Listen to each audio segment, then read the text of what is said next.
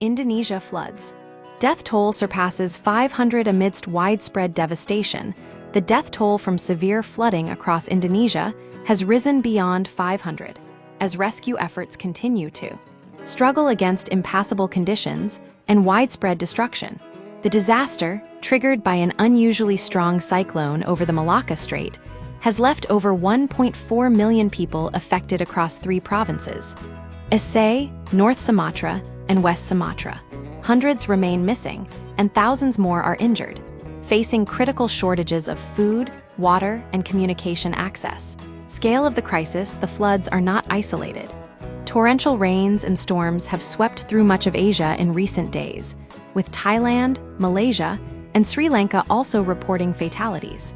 However, Indonesia's situation stands out due to the sheer scale of the damage and the challenges in reaching isolated communities.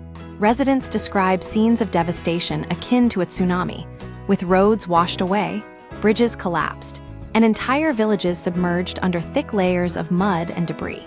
One resident in Aceh described the flooding as the worst in her life, while another in West Sumatra expressed grim fears for missing family members, fearing their bodies may be unrecognizable when recovered.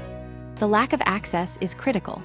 Aid workers are relying on foot and motorcycle travel to reach trapped populations. Growing frustration with response as days pass, desperation grows among survivors. Many have gone without food for days, and competition for scarce resources has become fierce. Residents report walking kilometers for even basic necessities, like clean water and a functioning internet connection. The government's response has drawn criticism, with some accusing authorities of slow, bureaucratic processes that hinder the timely distribution of aid.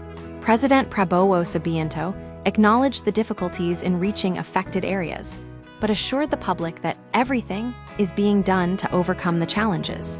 However, the reality on the ground suggests otherwise: widespread shortages and a growing sense of abandonment. Regional context and climate change link the Indonesian floods are part of a broader pattern of extreme weather events plaguing South and Southeast Asia, where over 1,100 people have died in flooding and landslides in the last week alone. Sri Lanka has reported 355 deaths, while Thailand's toll stands at least 176. The underlying causes are complex, but include the seasonal northeast monsoon, which brings heavy rainfall to the region.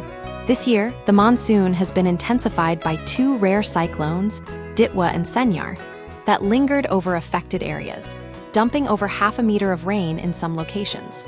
Senyar, in particular, formed unusually close to the equator, where cyclones are not normally expected. The growing intensity of these storms raises concerns about the role of climate change. While global warming may not necessarily increase the number of cyclones, it is expected to make them more powerful, with heavier rainfall and more destructive potential. The situation in Indonesia serves as a stark reminder of the escalating human cost of extreme weather events.